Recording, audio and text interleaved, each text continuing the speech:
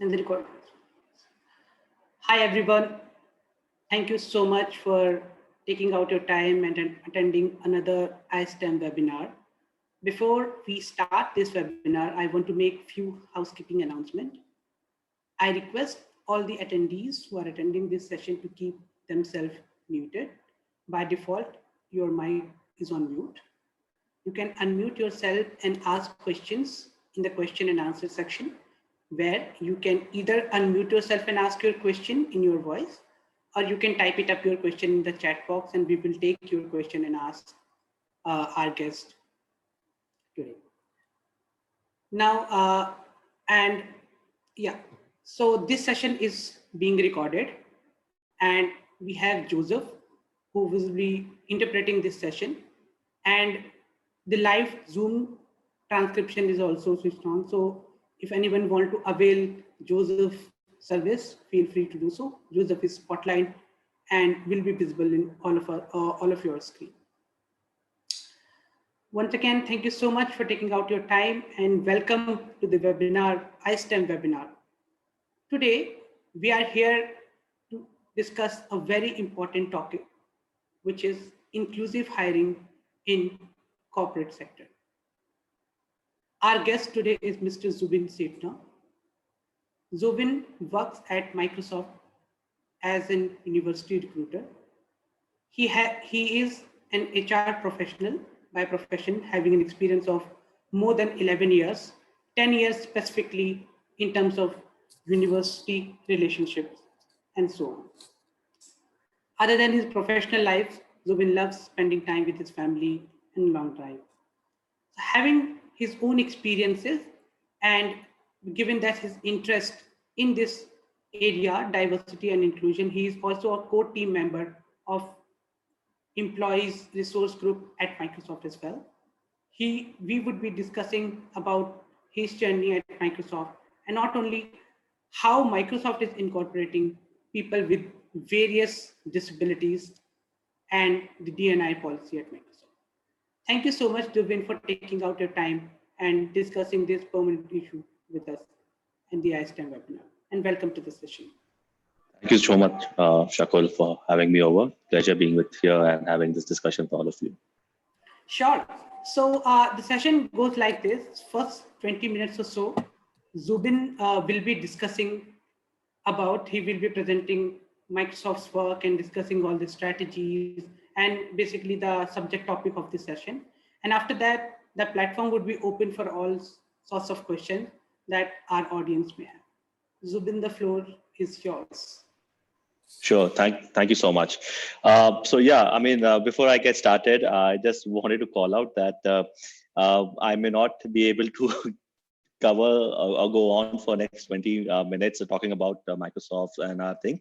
But what I would appreciate is if there are questions, keep those coming. And I'll be happy to take those questions. And this can be more of a dialogue that we can have than a monologue from my end. But once again, I'm very, very honored to be here with all of you today.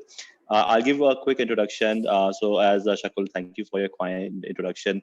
I've been with Microsoft for now 2 years, and as my intro was called out, been primarily in the space of university recruiting and relations that I've been fortunate to be part of. And before Microsoft, I was part of other organizations like Intuit and Google in the past as well. And for me, the way my entire this journey in diversity and inclusion, and more specifically around hiring of persons with disabilities started, it happened in my previous organization, where I was just a team member, part of the employee resource group, which Shakul mentioned. I was not very active out there. I was just a member where I would kind of participate in the events, more like a volunteer. And in that resource group, it was again focused around the special needs and abilities of our employees and our customers and so on. I had an experience which I wanted to share. So that time we had a colleague who was on the engineering team, and he was wheelchair bound. So as an organization, my previous organization was quite inclusive and very supportive of all the employees, and if there were any special needs, everything was taken care of, or most of it was taken care of, if I may say that. To an extent where this employee who was based in Bangalore would get like a daily pickup and drop in a designated cab and so on. Since he was on a wheelchair, but still there were times that there would be certain challenges. For example, what kind of cab could come and that could accommodate the wheelchair in the boot space. So if it was any of the newer mid-sized cars, then it was always a trouble of fitting his wheelchair in the boot space. So even while bringing a cab, we had to call out that we need, say, so and so type of cab and so on. So I realized that was more like a infrastructural what say gap that we have in India. But then what happened? This colleague of mine happened to get a chance to move to the US, California side. He relocated there on work, and after he moved, in a couple of months, I saw a post from him that he's going for his driver license test. So which was quite surprising because here he had never ever tried driving or so. But there, as soon as he moved to US, in a couple of months only, he went for a driver test. And in the post which he cleared, and then he was asking for suggestions as to what kind of car he should buy. And that was that trigger that made me again realize that yes, I mean in India we do have these infrastructural barriers and a lot that needs to be done. But in doing so, technology I think plays a huge role in being that enabler. So that's how I got more and more actively involved, and post that, from being just a team member and a volunteer, I started getting more actively involved in the dedicated efforts and outreach which the organization had around diversity and inclusion, especially around getting people with disabilities to the mainstream workforce. So that's how it all started, almost like 5 years back. And I'm happy that I'm able to continue that journey with Microsoft also. Talking about Microsoft, in a way, say I've been here in my current stint for 2 years. I joined in 2019, but at Microsoft, there have been quite a few people with disabilities that have been hired in the past. And when I'm referring to Microsoft, I'm referring to India currently and not global, because each country, each geo is at a different level of how they have matured and grown. But formally, for India and for from the university recruiting side, our formal efforts to bring in more and more persons with disabilities started in 2018. So that's how it started. We had our first hire in the form of an intern that we brought in. It was totally new. First time we were getting someone to the team. But then we kind of went ahead, had our share of learnings. And then from that, one intern, we were able to scale up our efforts to bring in more and more folks, both for internships and full-time employment. And what it has helped us in the last 3 years is that it has given the confidence and also a vision to us as a team, to the overall HR team and the Microsoft team in India, that we can definitely bring in more and more people. There's nothing that we need to do very differently. Yes, a couple of things that we have to be mindful of, cognizant of with regards to the reasonable accommodations and so on. But otherwise, when we look at our employees that we have had in the past, the kind of feedback that we have work-wise and all have been phenomenal. So of late, there's been a lot of active interest. A lot of managers, teams are signing up to have more and more such employees on the team, and kind of gives us that motivation to continue our efforts in this journey. So that's where we are as an organization. Uh, Apart from that, some of the things that have been definitely been initiatives which have helped us in this journey. Some of them continues to be the kind of support that we are able to provide to our hires, uh, irrespective of what kind of disability they may have. If say we need to bring in someone now who is say visually impaired, then there are provisions to have say dedicated screen readers, even getting those specific laptop where the hotkeys can be disabled, could be the 15-inch keyboards and all those. So a lot of those aspects are taken care of. And again, as I speak, as I mentioned earlier, this is like a journey that we have embarked on. To be honest, I won't say that we have totally aced it or we have totally mastered this space. Uh, every year, every time we bring in someone new to the team or to the organization, we learn. We try to bring in the feedback and see how do we get better at it, and that's how we'll ensure that we'll continue to be committed in being inclusive and doing whatever it takes to ensure that whoever we bring into the organization, from an experience, from a setup, from a technology, we can do the best to have the best of the experience for our employees.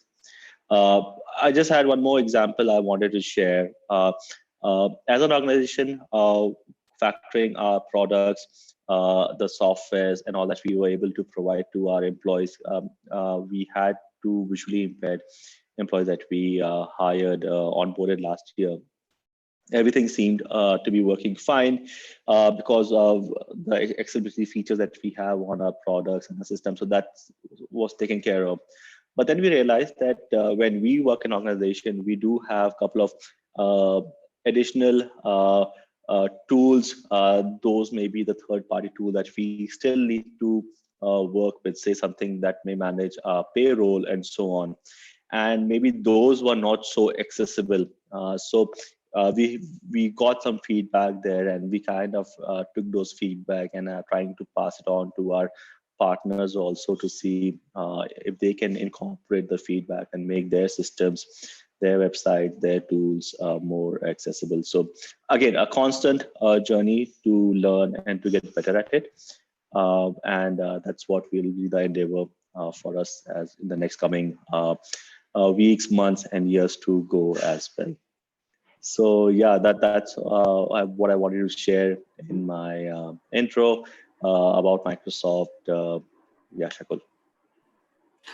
Interested to know all these accommodation and what you shared. Since we are discussing disability over here, I just wanted to know your thoughts on disability disclosure.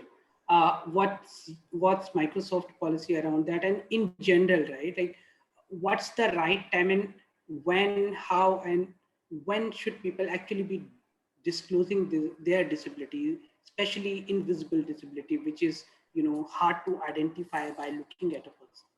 That's right. I mean that this is a very pertinent question. In fact, what happens in such instances, the local, what do you say, the employment regulations differ from country to country.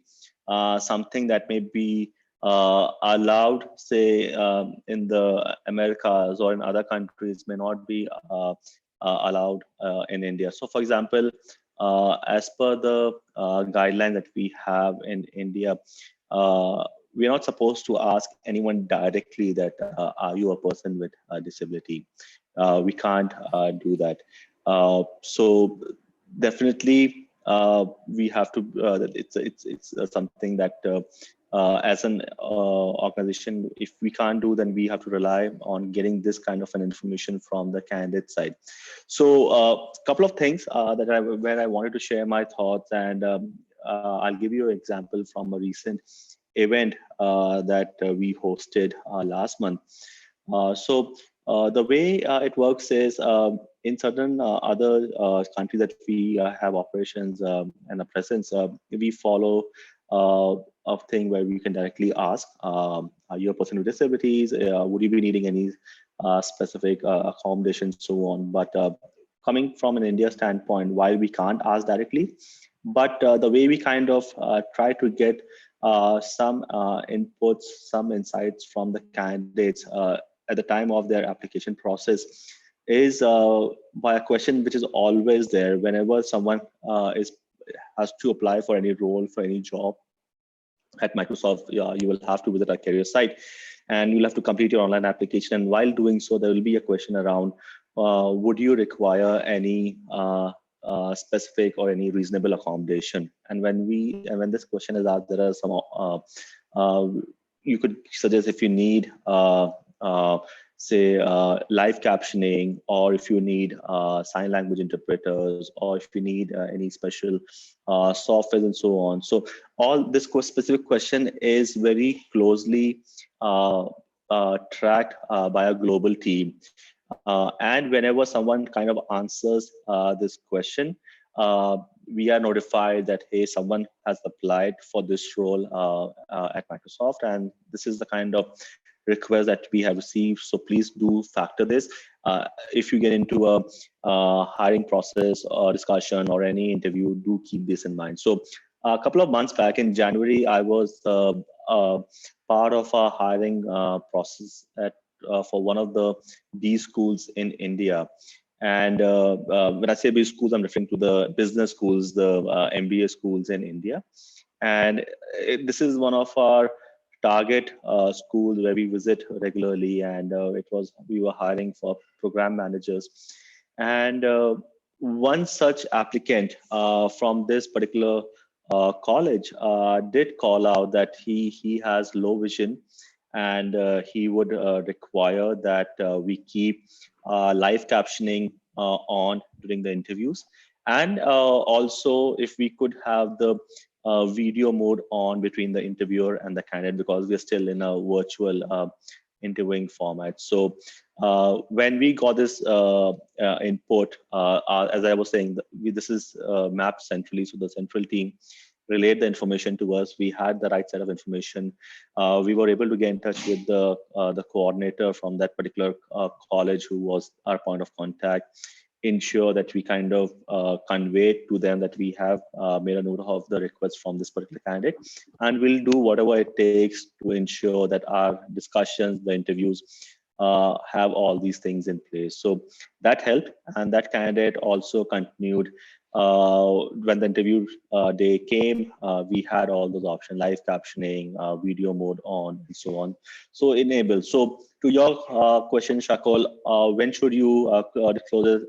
I would definitely recommend, as you get into a formal application or interview process, do call out, I would say, from the start itself.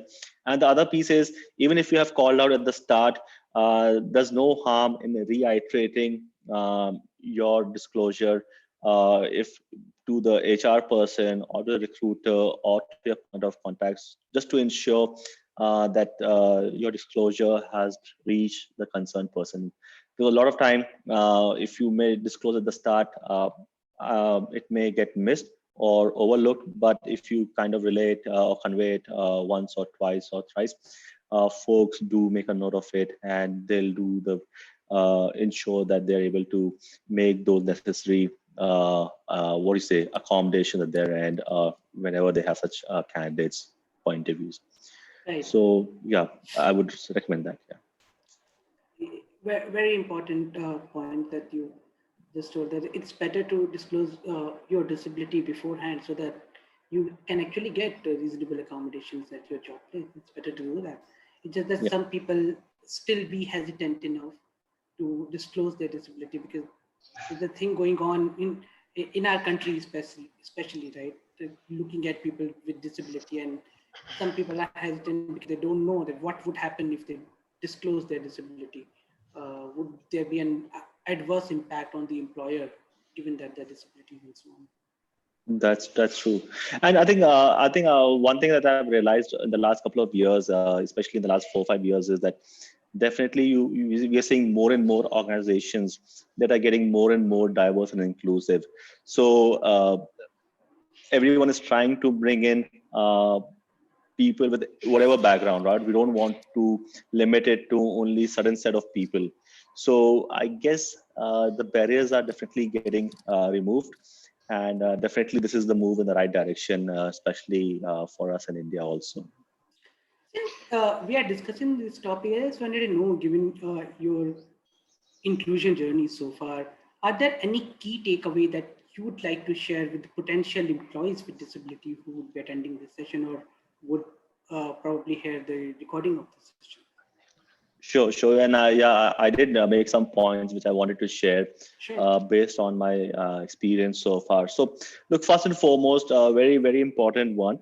I'll always say that it's a constant learning process, because as an organization, as a colleague or an employee, we have to continuously learn, because this is something that we've been not very used to, right? If I have to look back my school years, college years, and so on, I never had anyone who was either visually impaired or hard of hearing or any of those sorts. So I never had that kind of what do you say, interaction. But then as I got into the mainstream workforce and all, I did have that opportunity to interact and work with such colleagues. So it is something that you continue to learn as you progress, and it's a constant learning. The other point which I wanted to share, which I just made earlier also, was that people and organizations are becoming more and more inclusive. I mean, we are seeing that, especially when you talk to the students who are in the colleges and the universities, uh, they are definitely more and more aware and more open to being more inclusive. So that's a great thing to see. Also, the organizations are getting more and more inclusive. So a lot of intent, positive intent, to ensure that we bring in more such diverse workforce to the organization. So definitely that's a great thing to see. The third one that I feel that continues to happen, I think that's where I think iSTEM plays a great role, is that continuous interaction between the employers and the candidates, right? It should be a constant interaction that should happen, and I mean it's so great to see the way iSTEM is able to facilitate interaction through multiple aspects, right? Be it the mentorship, the hackathon, such discussion that you're having. So the more and more constant discussion, dialogue that happens, people will get more and more accustomed. They'll be more comfortable in having such discussions. So this was the third one that I wanted to share. And the fourth one, this is more from my personal thing, but wherever you get to start your journey, or even say from your college, university days, and as you start your professional career, it's important that you continue to share your feedback. If you feel something can be done better, something can be improved, please continue to share those feedbacks, inputs. If you're working in an organization, then you can share your inputs, feedback, say with your manager, with your HR professionals, or with your peers and so on. Because as I was, why I'm trying to emphasize or continuous sharing of feedback is, it's important that people should know how you are doing, what more can be done, how things can be made better. And different people in different capacities can strive for those initiatives. So that's why it's important that you continue to share your feedback. It's not like a complaint that you're doing, but just passing on the feedback so that folks can make a note of it and try to work on it. So that's been a couple of my thoughts that I have had in our journey around inclusion in India so far. Yeah. Thank you so much. I'm sure all these things are making future employees excited about joining Microsoft or joining the corporate sector in general, being employees with disabilities. On this note, my next question to you would be: since people are might be getting excited and so on, what are the roles and areas that you have recruited people with disabilities in? Sure, sure. So, as I said, at Microsoft, I mean, by our sheer presence in India, and again, when I'm talking, I'm referring to India on the roles, right? We have our engineering team in India. We have our consulting team. We have our go-to-market, or basically the team that takes care of the sales and marketing side of it. Then we have our customer support and experience team. So we have different, a wide variety of work which happens. And so far we've been able to hire for across the roles. So honestly, we don't limit that only such so and so roles are what do you say identified for persons with disabilities. We are open to hiring anyone for any of the role that we have, or based on merit. Our journey started off especially hiring for the engineering team. When I said when we had the first hire, I mean in the more formal way, we've had hires before 2018 on also, not that 2018 we had the first hire, but then 2018 when we started formally, we had the first hire for the engineering team. We saw the learnings, how the positive impact it created, and then we kind of were able to take it to our customer support and experience team. They were also willing to bring in folks on their team, and then so on. From there, we were able to add in folks to our consulting team, and then go to market finance team, and so on. So we hire for any of the role that we have, and we don't want to limit in our roles to only certain profiles and so on. So that's our approach from Microsoft side so far, Shakun. Great. One last question from my side, and after that, I will open the floor for the audience to ask any question that they might have. Just to sum up with my questions, I just want to know your vision in terms of disability inclusion in India, and any message that you may have for the organization who are doing it right now, who are attending this webinar currently. Right. So I mean, I'm quite, as I said, I mean, I can't really talk about the vision, but what I'm seeing currently is definitely there's the positive change which is happening. As I was mentioning earlier, right? When you go to the universities and colleges in India, when you talk to the students or folks who are pursuing the engineering and the STEM education, you see a positive intent, be it with regards to the way they approach accessibility, right? When they build any project or any product, the startup idea that they have, they definitely think of accessibility. It's never an afterthought of late. It's a quite a aspect that gets factored from the start itself. So that's very heartening to see. And the other one is definitely around how the organizations are becoming more and more inclusive. So definitely, this is definitely a move in the right direction when you see the students and organizations becoming more and more open and intentional about bringing the diverse workforce, person with disabilities to the mainstream work stream.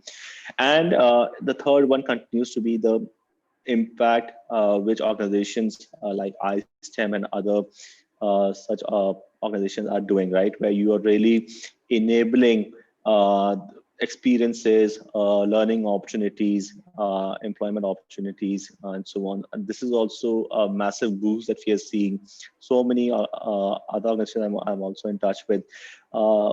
It's always great to see the very honest efforts that are being put in to ensure that we do the right thing, and not to approach this in a way that it becomes like a number thing for us, that we hired so and so, people, and that was the number thing that for us. No, that's not the intent.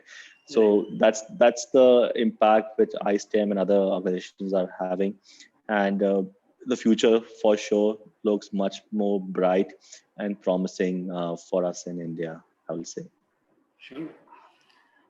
With this, I would open the floor for the audience.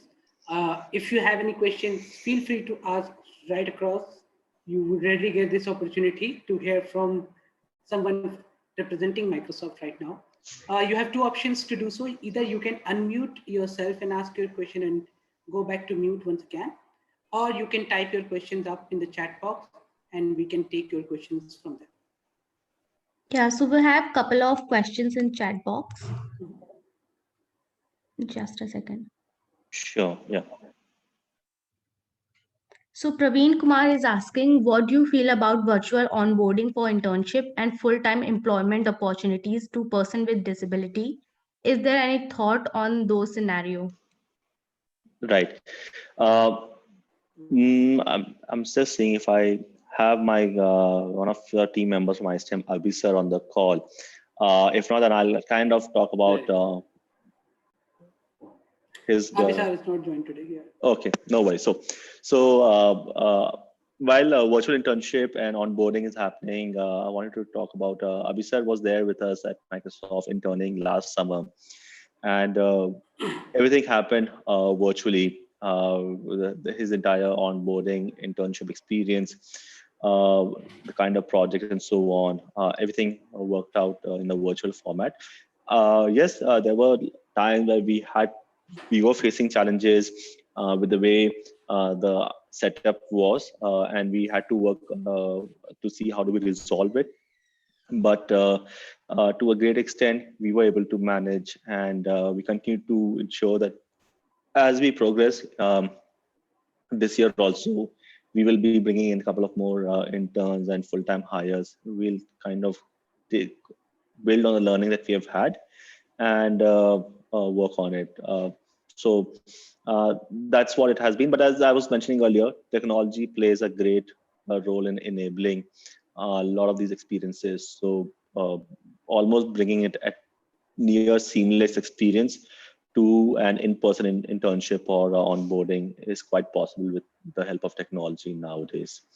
So that's what has been from our recent experience so far.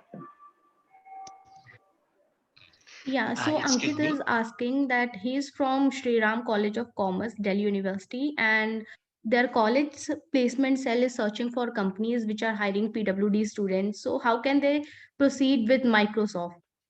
Like what exactly is the process? So for Sriram College of Commerce, I mean, the best way to reach out is maybe if one of you could connect Ankit to me post this call, and I'll be happy to have a discussion and let you know on how do we take it forward, our discussion then. Ankit, just reach out to me at shakul@inclusivestem.org or leave your email ID in the chat box if I am not aware of, or I will reach out to you and connect you both or connect you with Subhan. Excuse me, I am Satyanarayana. I have one question. Sure. I have one question. Actually, I am from pure software development background, having around 16 years experience. Main skill set is in the area of DevOps and all. Main challenge is during this engineering interviews, writing programs and all. This program, while writing these programs, they are given through a third party administered the main entrance. I think Microsoft is also having this policy.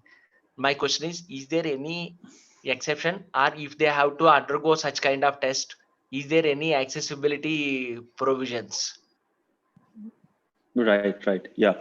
So that's a good call out that you've had. We also work with third party partners for our could be those initial screening tests and so on. So the first aspect is when we so our current partners that we've had, while they have for them, so anyone get listed or get enlisted, they had to ensure that they are accessible. They kind of have those accessibility features enabled on the platform. So that was one. Secondly, we also ran a check from our end also.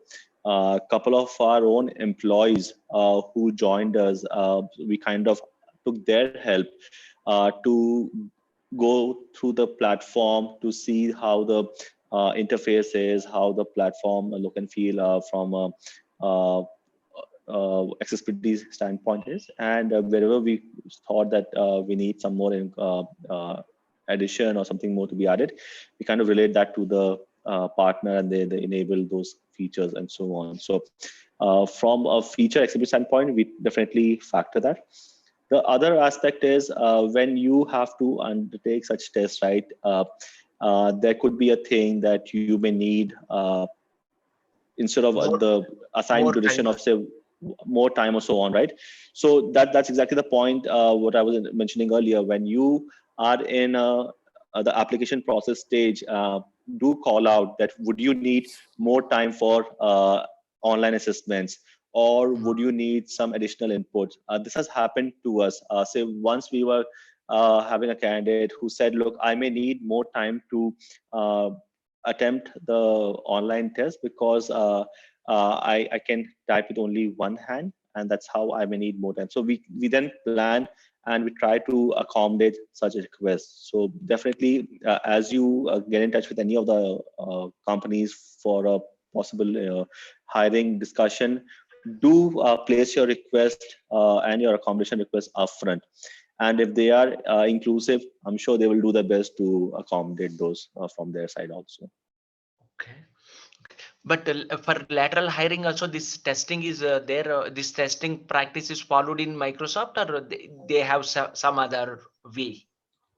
Look, yeah, it can depend from role to role also.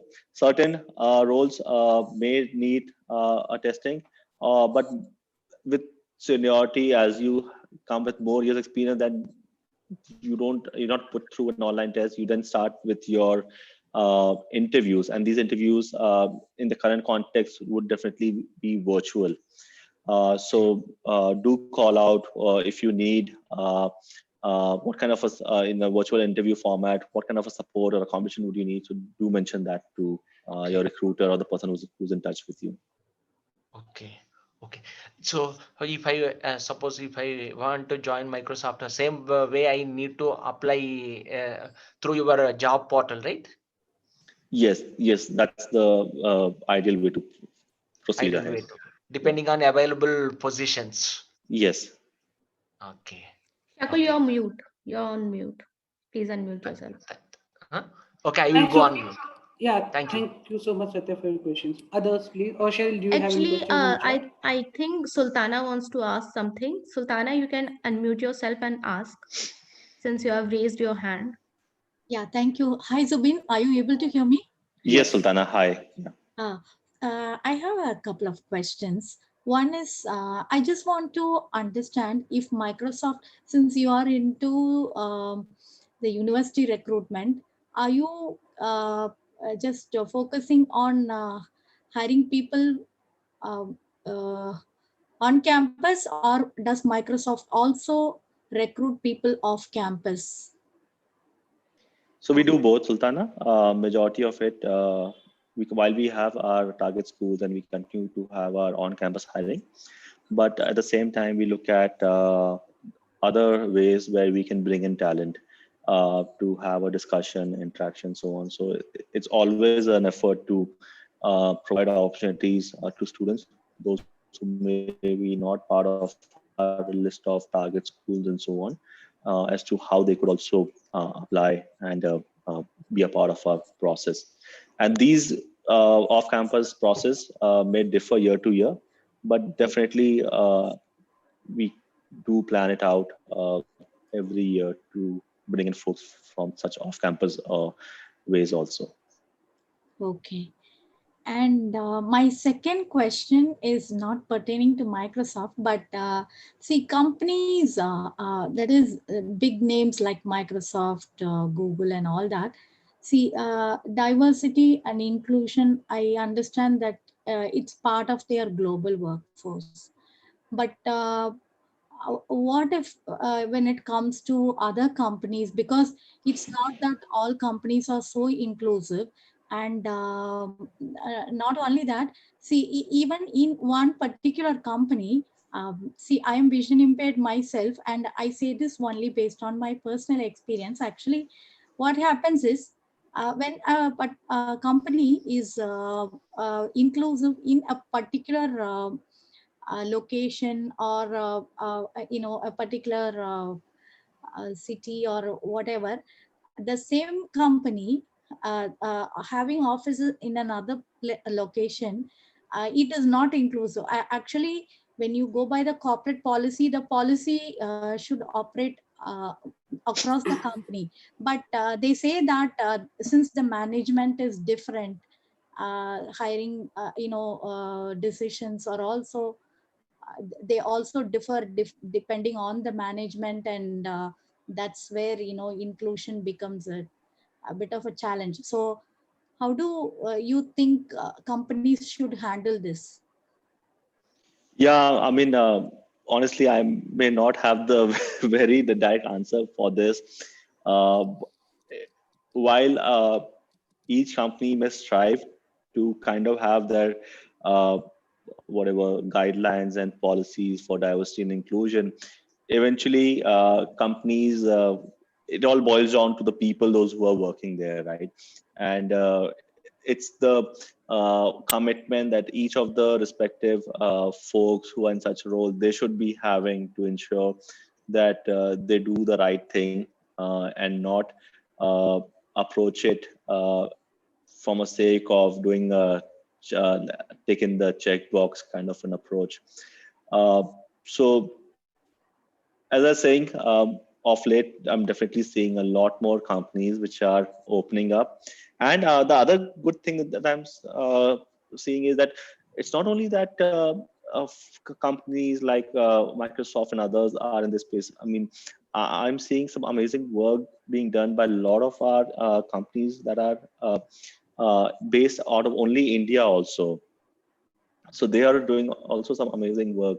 So I think it depends on the people, those who are there, the commitment of the leadership, what they kind of really truly believe in. And if that can be cascaded down to the rest of the employees, I think all of them will be totally aligned to the goal, and ensure that they'll do their best to being as diverse and inclusive. Actually, it requires a lot of sensitization among their own employees, right? Mm-hmm. Yeah, so that they can be more inclusive. So more of sensitization among their That own employees. That's true. That's also a good point. The more we do such sensitization, such initiative for the employees, they also get more aware of it, and then the inhibition will not be there. They'll be more open to having team members, colleagues, peers to work with. Yeah. Yeah, so that's one thing. And the last point, the question that I want to raise is, see, some companies, they do hire people with disabilities, but again, they have they recruit only people with certain disabilities, and they say that very often it comes down to, like, some people, some companies, they don't hire people with vision impairment because they say that Sultana, in the interest of time, could you please ask your question to the point? Because there might be other people who want to ask questions from yeah, within. sure. So I think, I mean, what do you think about that? When, if they are hiring people with disabilities, it should be like all disabilities that they should be focusing on, right? Absolutely, they should be focusing on all. But at the same time, look, this is my personal view. I'm not speaking on behalf of Microsoft. But even if some companies things starting with bringing in with, say, someone from one kind of disability, at least they're making that effort. And as they're bringing someone from that particular, even one kind of disability, let them have that learning. And I'm sure if the learnings are there, they'll be able to then expand their hiring to other disabilities also. So everyone wants to take you want to take one step at a time, do it well, and then if you land it well, you'll get that confidence to add more and more people. So I think maybe at some point in time we should give them that leeway also, and not point them saying that why are you hiring only for one disability. Yeah, if they don't change their stance after a couple of iteration also, then that's something we need to flag.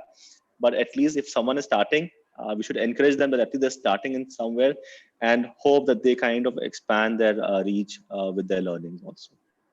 Okay, thank you so much. You're welcome. Shall, can you take some Okay, questions? so Ankit is asking what kind of disability is considered by Microsoft at time of hiring? Are you hiring or planning to hire person with intellectual disability? Thanks, Ankit. That's a very pertinent question.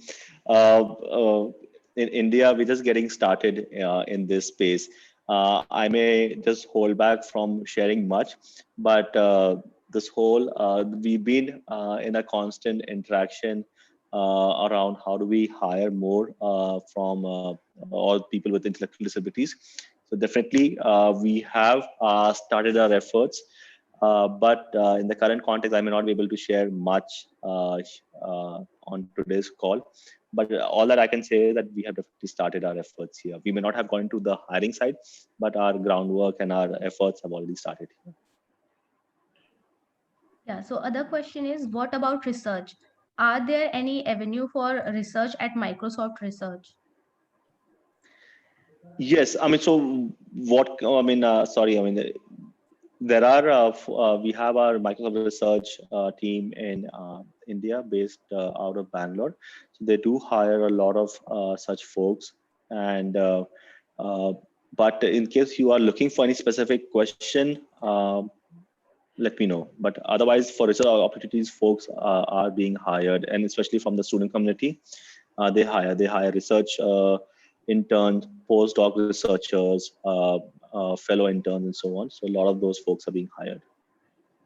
So there is this program from Microsoft Research called Research Fellows, where they hire in grad students who have completed their bachelor's or master's and so on. Yeah. Along with the postgrad scholars and the full-time opportunities. And they do hire people with disability. A couple friends of mine have actually been there. Right, yeah, that's right. Sajal, you can unmute yourself and ask your question. Okay, hi Zubin, it was really great, whatever you have said. You have said that you have been hiring, that Microsoft has been hiring for roles like engineering and consultant. So I'm a bit curious about consultant. If you could briefly describe what consultant role is. So this is mainly when we, as we kind of build products, right? And when we build products for the enterprises also, we continue to have a set of team which will be always in touch with our customers to help showcase what have been our offering, our products, and how best they could help either solve some of the pain points which our customers are having, or improve their work or so on. So that's typically a role which our consultants do to kind of promote our product and help our customers get the most from our offerings. So this falls under technical, entirely technical, or is it like semi-technical? This definitely needs technical aspect, Sajal. Because you need to be well versed with the products that you are focusing on, and accordingly, based on be it the pain point or the whatever problem area the customers have highlighted, you need to kind of figure out how our offering will kind of help address and mitigate that problem or solve for it. So definitely needs technical expertise here. All right. Thank you. Thank you very much. Yes, Abhay, you can ask your question.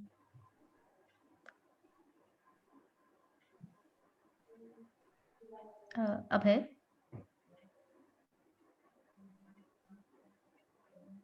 Abhay, you need to unmute yourself and then ask the question, or you can type it up in the chat. Okay. Okay, meanwhile, Redmi, you have also raised your hand, so you can ask your question. Yeah, good evening, sir. I'm Venkatranda. Good evening. Yes, good evening, sir. Hi. My question is that there are many organizations that are working for the development of persons with disabilities in India. So, does Microsoft have a program of providing any financial assistance to such organizations? Actually, we all know very well that Microsoft donates a lot of money to different causes like HIV in Africa and malnourished children in sub-Saharan Africa and all those things. So does Microsoft have any such program for persons with disabilities of our country? If yes, then what is the procedure to approach? Thank you, sir. Thanks. So again, I would maybe would like to maybe have a discussion post this call. And this is not even getting into the sponsorship aspect. There are multiple programs through which, as an organization, we are in touch with a lot of other partners and NGOs, be it on the lines of skilling, be it on the lines of providing those technical trainings and so on. So definitely can share more and then connect you to the right set of folks from Microsoft. So maybe we could connect post this call, sir, and if that's fine, we can take a discussion ahead.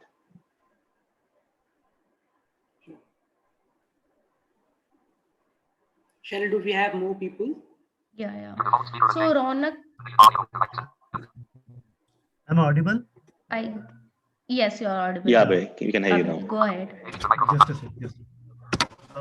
Hi, good evening, sir. Good evening, Abhay. Hi, good evening. In fact, I have two concerns to ask.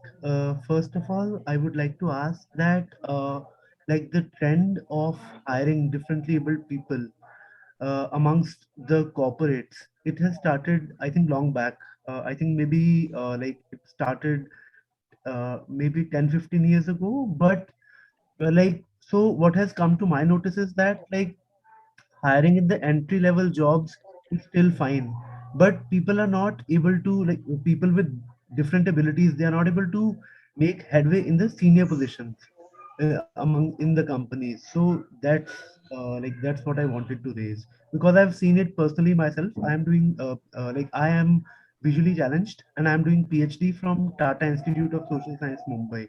So like if in case you're looking for entry level jobs, then it's fine, but the moment you start looking for jobs which are like relatively administrative in nature, or which have which are seen, which, like, you know, which jobs which have senior positions, in that differently able people are still, like, you know, they have a long way to go. So any comments on that?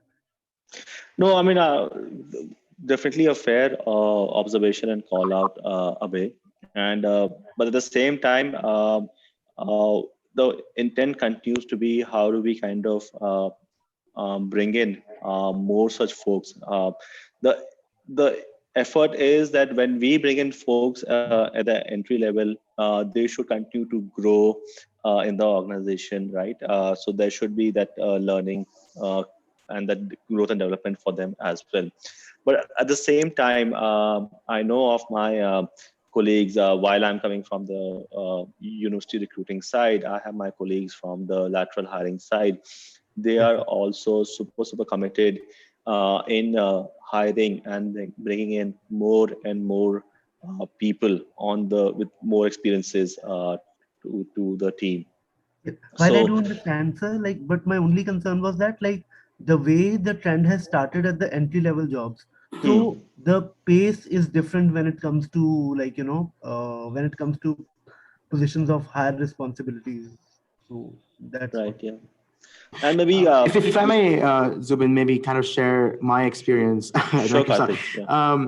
I think part of that, you know, you're right, Abhay. It is something that we've observed. I think there are two factors, right? Again, one thing is definitely also what happens once you go in, right? And where I think something that is very important for an organization to do also is really think through, well, what kind of mentorship am I providing once the person is, let's say at a company, right? What does the support system look like?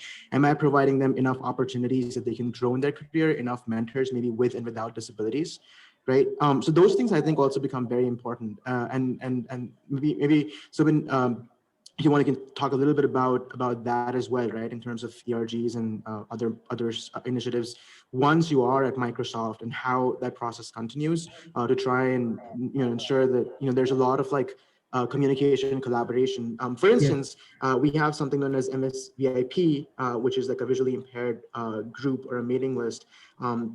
Where oftentimes what happens is people, have like a lot of questions, and sometimes these questions are rather technical, like, hey, this is inaccessible. But oftentimes questions are also, well, I'm in this role, and this is the challenge that I'm facing. What should be my next step? And then, oftentimes people from actually across the world, which is the beauty of it as well, right? That someone in India might not have the answer. Someone in, let's say, UK or US might have that answer that can help you grow in your career.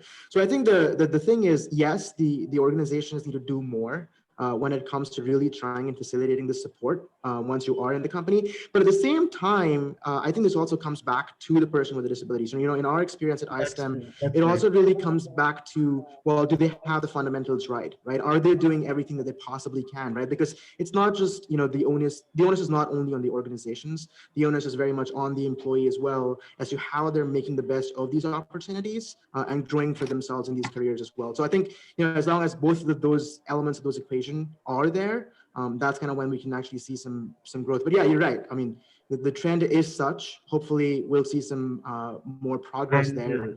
With Another of my concerns was that, like, as I told, that I'm doing PhD in climate change, and I am visually challenged.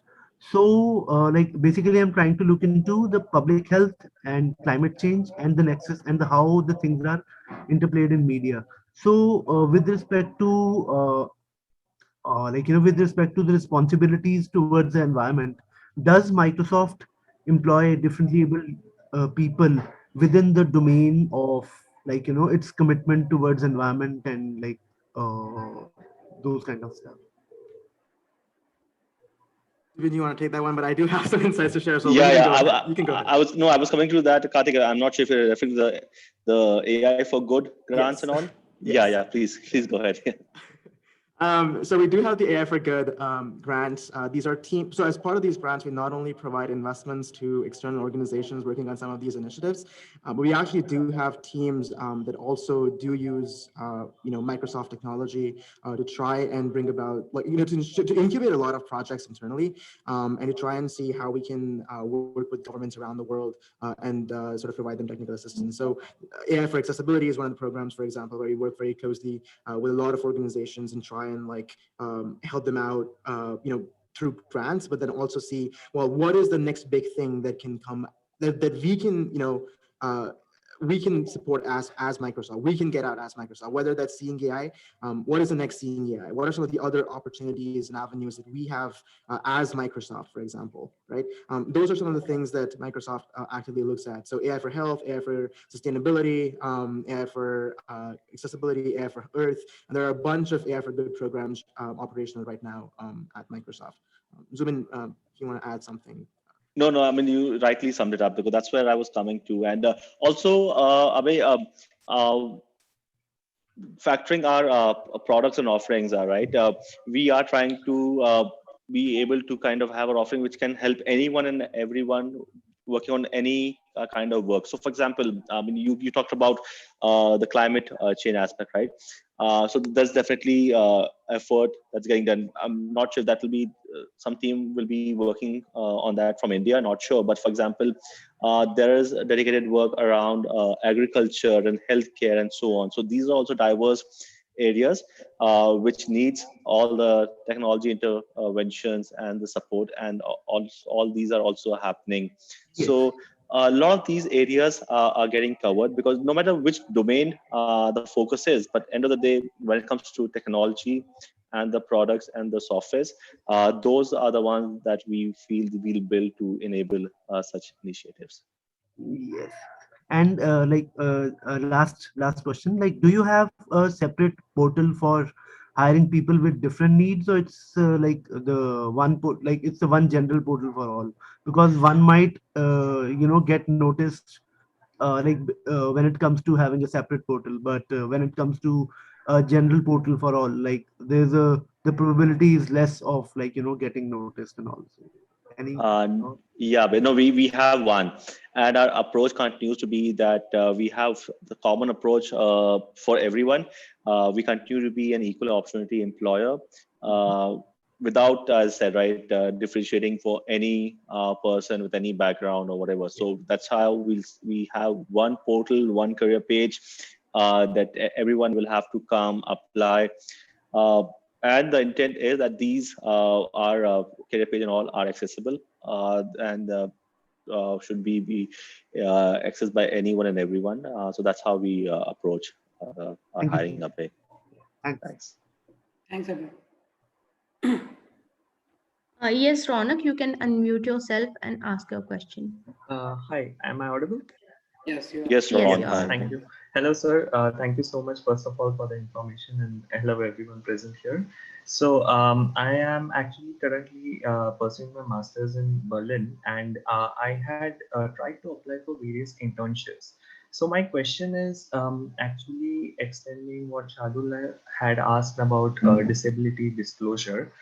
So I have a practical like experience, in fact, recently. So when I went to my career office in my college, they told me that you don't need to specifically mention as a part of the application until and unless once you are in the process, then you have to mention that you need a particular assistance, even in the part of the as a part of the interview or something of that sort.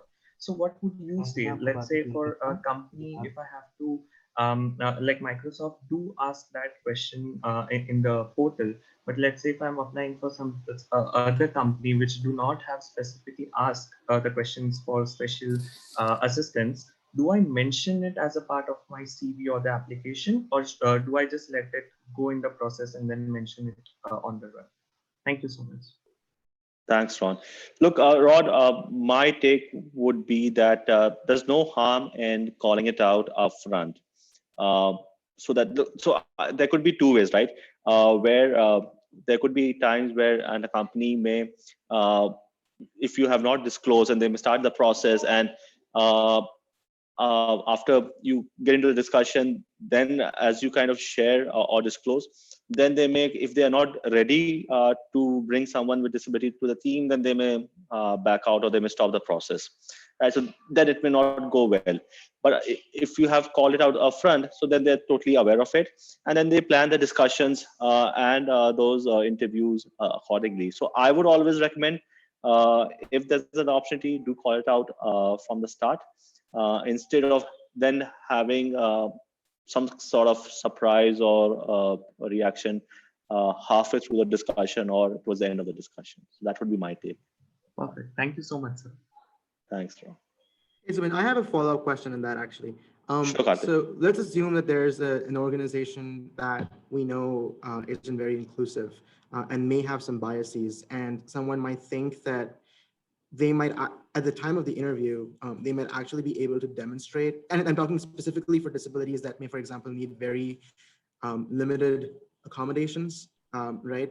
And so oftentimes what happens is just the fact that you're a person with a disability may seem like, pretty arduous sort of task to an organization, even though what is really required to accommodate this person is very minimal.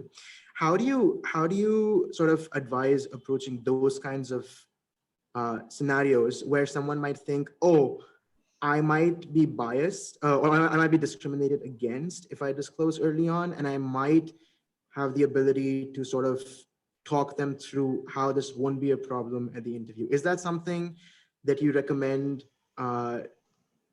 trying out or doing, or is there another approach that you would recommend in those specific kinds of instances? Yeah, look, honestly, I haven't come across such a situation, but I'll try and kind of take a stab at answering this. My take would be that in case you feel the organization may not be ready or is not quite there yet, but still, when you're in that application process, you can definitely call out from your past experience what you have done right, and your accomplishment, and how your disability has never come in the way of you achieving what you have set out to do. So that will just give that confidence, and also kind of validate that you're here on merit and not because being considered as a person with disability. The other aspect to it is could be the other way around, which I saw it recently at one of our university recruitment process. One of the student kind of disclosed on our application process that he needed certain accommodation and so on. But there was one more student who was a person with disability, and he didn't disclose. But later on, as he got to know that this particular student had kind of shared his request, and we had responded saying that we will be mindful of it and we'll do what it takes. So even this student then kind of wrote back to us saying that, hey, by the way, I didn't disclose, but I would also like to call out that I am a person with disability and I may need some sort of kind of a disclosure. So yeah, at times, not at times, even in the current context, there are these apprehensions that folks may have, but calling it out, and just this is more like an FYI that whatever is the disability, I don't foresee it impacting any which way to the work or whatever the role I'm trying to apply for. So leaving to the organization to take it on merit is what I would recommend would be a good approach. Great, thank you.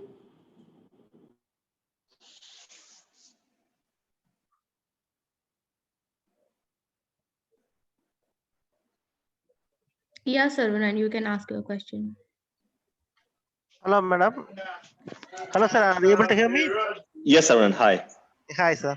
Sir, are you giving preference for experienced persons or entry-level persons, sir, on hiring? We are hiring both, Saravanan. Both. We don't have any preference, to be, as I said, honest, right? If we are getting entry-level people based on our roles and our requirement, we'll bring them. Same goes for our experience level candidates also. As I was just mentioning, we have a complete team that is focused on hiring experienced people, and they're also totally committed in bringing in more folks. So open for both the sides, no preference at all. As one of our colleagues already stated, for entry-level persons, you are not placing more constraints, but in case of experienced level persons, while hiring, for normal persons, you are not giving that much more constraints, but in case of disabled persons, you will be giving more constraints. Not only I am blaming yourself, any managements, that is, while hiring the experienced person, they are thinking, is there capable, they are not judging on the capability, but their mindset is that this much big responsibility if you are giving, they are able to manage it or not. Like that, this thing is prevailing. How do you think about it? Yeah. So one more thing that we need to keep in mind on the when we have to hire experienced people, right? Because as you're saying, right, yeah, you are getting into those senior roles. So Yes. definitely, you may have more openings for entry level, and as you grow up, then those opportunities are less, right? Yes. Less managers and less senior people. So that's also a thing that we need to be mindful of. That we will have less roles open. And then with the seniority for experienced people, then there will be some specific requirement that role may have. So every organization will try to validate or do their best to ensure that the right set of people are being hired, irrespective of diversity, gender, person with disability, or so on. But they would like to see a good fitment and ensuring that whoever they bring in, they should set them up for success and not bring in someone and then saying that, hey, this is the expectation of the role and this is what you have to do, which may be not so aligned with your skill set. So that's why it may seem that you have less opportunities, but honestly, it's not about the difference between entry level and the senior level. Is also to keep in mind that with the seniority role, that there's the specific ask that has to be factored also. So Yes, sir. there could be this way. This may kind of make it sound that you are hiring lesser for senior level, but not intentionally the approach from the company side. Yes, that is due to my personal experience. I'm telling. When I'm a software engineer. I'm working in Microsoft Visual Basic for the past 14 years. While the entry level, there is no constraints. I have joined normally, but after that past 14 years, I'm working as a software engineer only. But they are not ready to upgrade me to the next level because they are thinking that is I am ready to take up any challenges, but they are thinking if we are giving other challenges than this, if he is be able to tackle it or not, like that only their mindset is like that. That is how to overcome this. Yeah. Saravanan, in the interest of time, we can take this offline, please. Let's move on to the next question. Okay, and another question is the promotion basis also. Promotion is based on the employee, manager, and management. The management and the manager, that is mindset is not allowing it is allowing the normal people to step up based on the timely intervals and OKRs like that. But it is not in case of a disabled person. It is little bit a big question mark like that. How to overtake it? Yeah, look, sir, honestly, I may not be the right person for this question because this depends on a lot on each of the specific organization growth and development philosophies and so on. Karthik knows Microsoft is very, very different in this space. We don't, I mean, we definitely are only performance driven, on merit driven. We don't factor what has been your past experience and so on. So in that way, I will avoid commenting on it because this can be a very company to company related approach and may not be my right intent to answer. Thank you. And on my final question, that is in some cases, like for example, the NIT and all, they are organizing some courses. Based on that, they are giving employment for those employees. That is, they are based. The requirement is based on their courses, and they are based on that basis. They are selecting the employees. But in the case of Microsoft, if you are doing any courses or if you are encouraging like that situations, it will be helpful for many of the that is growing up individuals. Can you give some throw light on it? So look, courses don't mean that if you do courses, it will kind of guarantee a job or employment or so on, right? I mean, I'm talking from Microsoft perspective. Courses are for your personal learning, for your development. And if you are, say, focusing, or you said Microsoft Visual Basic, and you do something on those lines, and that kind of helps you getting better at your work, it will definitely showcase. Simply showing a certification that you've got or a course that you got may not definitely, honestly, help in the long run if you have not had any personal learning from it. So you should, I can't say that whether Microsoft will take any courses. I mean, we encourage, we promote all our learnings, internal learning, development and all. And that's how it should be. That's how it has been at Microsoft. So, it will be increasing the scope of the young graduates like that. That is the thing. Mini courses or major courses. It will be helping them to improve their job stability like that thing. Yeah. Thanks so much, sir. Unmute yourself. Sure. Do you have any other questions? We can take probably a last couple of questions, and because we are already over time. Yes, I think Nitish wants to ask something. Yeah, hi, I'm Nitish, and hi. Hey, Nitish, hi. Can you hear me? Yeah. Yeah, Nitish, hi. Okay. Based on my past experience, I have one concern to ask.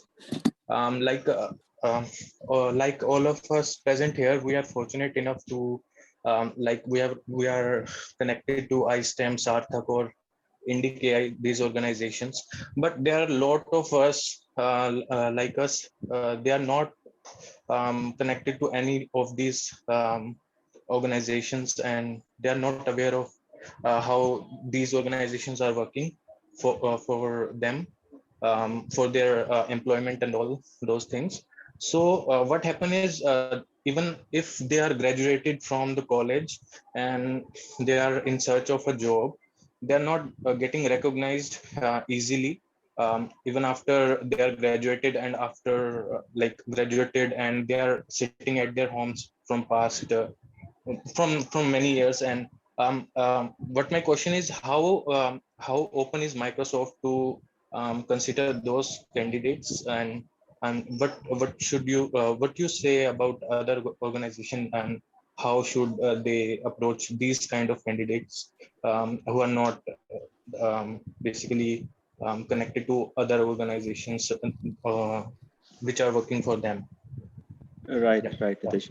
So Nitish, one piece that I would definitely encourage here is that if you are on, say, LinkedIn, right, that is one great platform, LinkedIn or any of the other social media platforms. Please be there on these platforms. And there are ways, iSTEM and all are doing amazing work. If you're in touch with them, that's great. But then a couple of times I've seen some of the government initiative where they kind of have these job fairs and so on. So those can be other avenues that you can continue to stay in touch and see if through them, if there's a specific initiative or an event which is being done, you can directly apply, or through those job fairs you can apply and get to know about what are the available hiring initiatives which are currently there. I'll just give an example.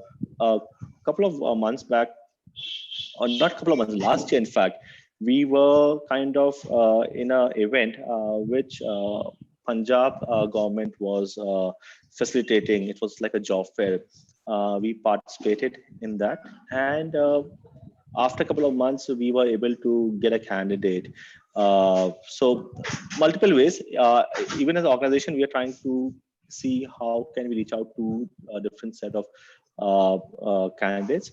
But one common place can be LinkedIn, because if we are having any special initiative, special drive, if you're connected on LinkedIn with us, you'll get to know.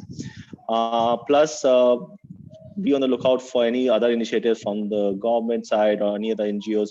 Sign up and be a part of it. So different ways, multiple ways, sorry, to approach, and may help you in some way. I want to be respectful of your time, Zubin. Shakul, I think we can call it off. And for any other questions, you can always reach out to the iSTEM team. We're happy to make that connection and connect you with Zubin. Also, if for those who don't know, our website is inclusivestem.org. Thanks to Microsoft and other companies, they've been really, really great partners to work with. And so, feel free to sign up. We do have mentorship where we do have a couple of mentors sort of help out. Hackathon, as many of you might know, recruitment opportunities, etc. So if you're not on, on the iSTEM portal, definitely recommend. If you have any questions for Zubin, perhaps Zubin, if you're open to this, we can compile all of the questions and then send them over your way. And then we could probably just answer them whenever you get a chance. No, absolutely. I was about to say that, Karthik. I may have missed quite a few questions which are on the chat. So if you, and there are further follow-up questions, you can send them to me. I'll be happy to get back and answer those questions. Also, there have been some queries on some of our initiatives with the NGOs and what are we doing. So if those are there, I'll try and connect to the right set of folks internally. And yeah, thank you so much, Karthik and Shakul and the entire iSTEM team for what you guys have been doing. This is amazing. The way you are impacting and what do you say? Envisioning a space where we have more and more such folks empowering so many people. So thank you so much, and kudos to all of you. Thank you so much for your partnership and support, Zubin. Thank you so much. Pleasure. Yeah, thank you. All right.